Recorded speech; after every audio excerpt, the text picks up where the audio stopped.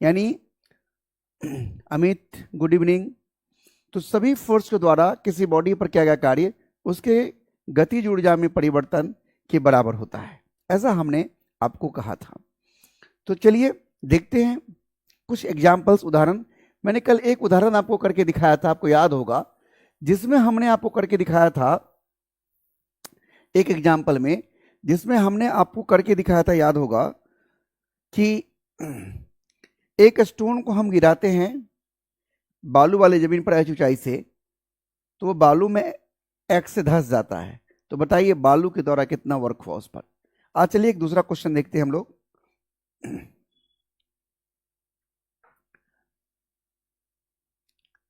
Question देखते हैं हम लोग। देखिए एक बुलेट को फायर किया जाता है, एक बुलेट को फायर किया जाता है। जरा मैं क्वेश्चन पेन का कलर चेंज कर लेता हूं। क्वेश्चन है ए bullet is moving a bullet is fired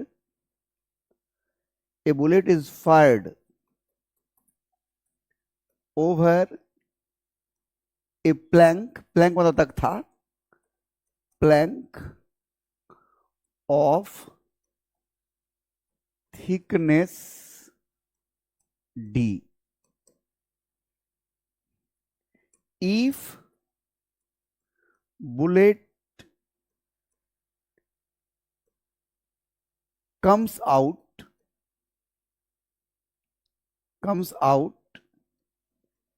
at other side with a speed v/3, then find the a bullet is fired over a plank of thickness d with velocity v लिखना चाहिए, with velocity v। इसे मैं लिख देता हूं with velocity v। इसको थोड़ा अलग कर देते हैं।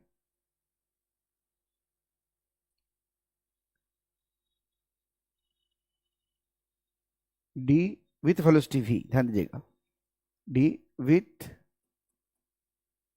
speed v। थोड़ा सा और इसको इधर कर देते हैं।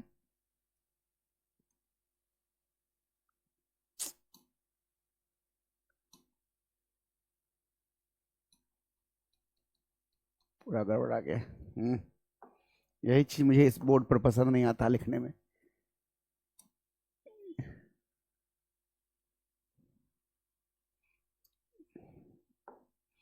A bullet is fired over a plank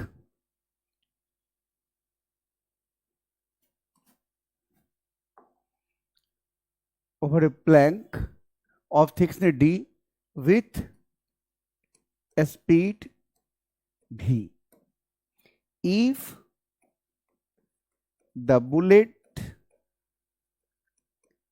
comes out at other side with a speed v/3, then find the minimum thickness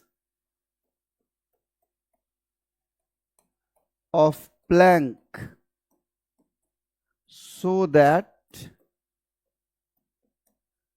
bullet does not come out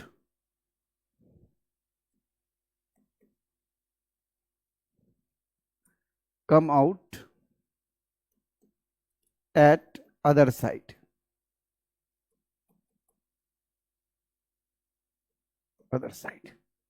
ये मच्छर से बैठ जाता है ना, इस वजह से दिक्कत हो। देखिए यहां पर एक मच्छर बैठ गया है।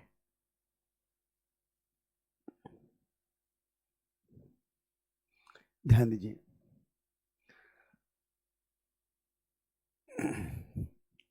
अब हम इसे बनाते हैं। पहले आप लोग क्वेश्चंस को बड़े बारीकी से अच्छे से समझिए कि क्वेश्चन क्या कह रहा है। क्वेश्चन कह रहा है, ध्यान सुनिए, क्वेश्चन कह रहा है कि एक बुलेट को फायर करते हैं किसी प्लैंक पर जिसका थिकनेस डी है। तो आइए देखिए सॉल्यूशन। ये एक डी थिकनेस वाला, डी मोटाई वाला एक तख्ता है जिस पर एक बुलेट को फायर किया गया है, गोली को फायर किया गया है, जिसका स्पीड v है। यह दूसरी तरफ निकलता है बुलेट, और दूसरी तरफ जो इसका स्पीड है वो v/3 हो जाता है। तो बताइए, इसकी मोटाई d है, तो बताइए कि कम से कम इस तख्ते की मोटाई क्या हो कि गोली दूसरी तरफ बाहर नहीं निकले। यही क्वेश्चन है। तो ध्यान दीजिएगा, मान लेते हैं कि गोली जब इससे पार करता है तो इस बुलेट पर कौन कौन फोर्स वर्क करेगा। तो एकमात्र फोर्स वर्क करेगा और वो है इस प्लैंक के द्वारा रेजिस्टिंग फोर्स। ग्रेविटेशनल फोर्स जो mg है वो तो नीचे लगेगा और डिस्प्लेसमेंट इधर होगा, एंगल 90 डिग्री होगा, तो ग्रेविटेशनल फोर्स का कोई वर्क नहीं होगा। बात समझ रहे हैं? ग्रेविटेशनल फोर्स के द्वारा कोई वर्क नहीं होगा। वर्क कौन करेगा? वर्क करेगा सिर्फ रेजिस्टिंग फोर्स। कौन वर्क करेगा? Resisting force. ध्यान से समझिए। बहुत लोग जुड़ गए आप लोग। चलिए, MD Alamgir good evening, Govind good evening, Rithik Kashyap, Ranjit, Disha, okay, चलिए सब लोगों का स्वागत है। चलिए शुरू करते हैं। तो ध्यान दीजिएगा, शुरू में काइनेटिक एनर्जी कितना है? शुरू में काइनेटिक एनर्जी है 0। बाद में जब निकला तो काइनेटिक एनर्जी फाइनल हो गया हाफ mv/3 का स्क्वायर, यानी क्या हो जाएगा? Half mv²/9। और मान लेते हैं कि रेजिस्टिंग फोर्स जो है वो F है। Let F be the average resisting force offered by plank. Plank के द्वारा जो औसत रेजिस्टिंग फोर्स लग रहा है वो F लग रहा है। तो ध्यान दीजिएगा, हम वर्क एनर्जी थ्योरम का इस्तेमाल कर रहे हैं, यूजिंग वर्क एनर्जी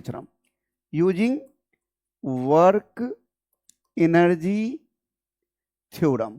तो वर्क एनर्जी थ्योरम क्या कहता है? Work done bye all the force बराबर चेंज इन काइनेटिक एनर्जी। तो यहां तो एकमात्र रेजिस्टिंग फोर्स काम कर रहा है। तो वर्क डन बाय, ध्यान दीजिएगा, work done bye W, work किस द्वारा? रेजिस्टिंग फोर्स के द्वारा, रेजिस्टिंग फोर्स बराबर change in kinetic energy delta की। तो रेजिस्टिंग फोर्स पीछे क्यों लग रहा होगा? गोली आगे जा रहा होगा, यानी रेजिस्टिंग फोर्स F और डिस्प्लेसमेंट जो D हो रहा है उसके बीच में एंगल 180 का होगा, FD cos 180 degree.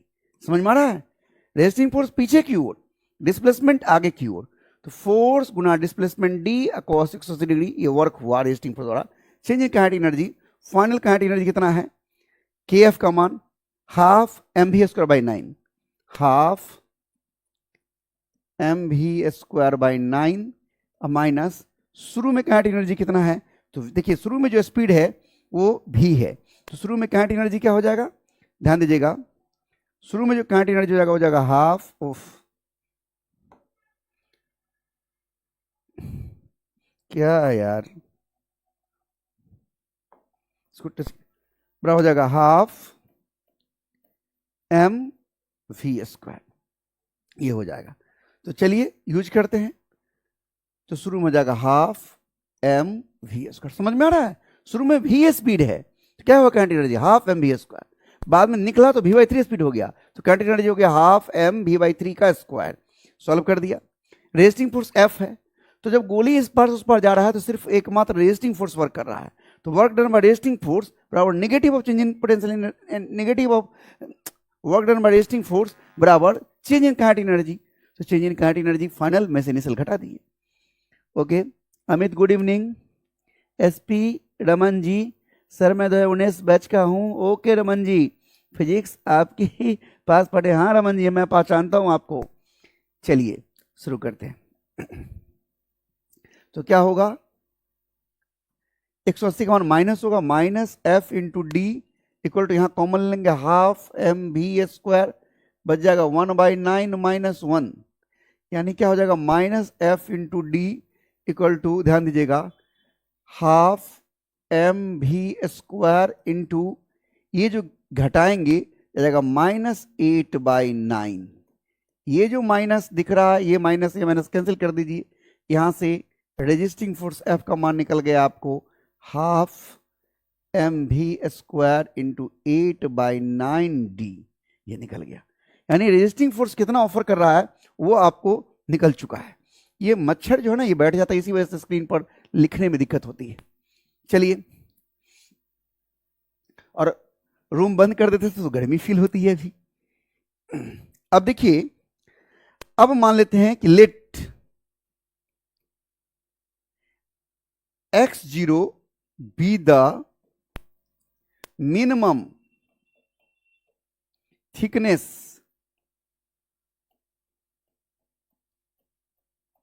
of plank so that bullet does not come out। मान लेते हैं कि x कम से कम मोटाई है जिससे कि गोली बाहर नहीं निकल पाता है। तो ध्यान दीजिएगा, इसका फिगर यहां दिखाऊं, देखिए ये हमारा प्लैंक का मोटाई है x0। अब यही बुलेट जो v स्पीड से चल रहा है वो इधर निकलते निकलते रुक जाए, नहीं बाहर आए, मतलब क्या हुआ कि निकलते निकलते रुक जाए। तो ध्यान दीजिएगा, जब निकलते निकलते रुक जाए इसका मतलब क्या होगा, यहां पर वर्क डन बाय प्लैंक फिर से लगा रहे हैं, work done by resisting force फिर से हम वही लगा रहे हैं, using work energy theorem, again using work energy theorem, again using work energy theorem. क्या होगा, ध्यान दीजिएगा, तो वर्क एनर्जी थ्योरम लगाएंगे तो क्या होगा, work done by resisting force, work done by resisting force, resisting force बराबर चेंज इन काइनेटिक एनर्जी। तो रेजिस्टिंग फोर्स क्या होगा, F displacement x not cos 180 degree. क्यों 180 डिग्री लगा रहा हूं, क्योंकि रेजिस्टिंग फोर्स एफ इधर लग रहा होगा गोली पर और डिस्प्लेसमेंट इधर हो रहा होगा, दोनों के बीच में एंगल 180 का होगा, बराबर change in kinetic energy. Final kinetic energy क्या होगा, 0, ठीक है ना, हाफ एम स्पीड 0 का स्क्वायर माइनस शुरू का काइनेटिक एनर्जी क्या होगा, half m v square, M v square.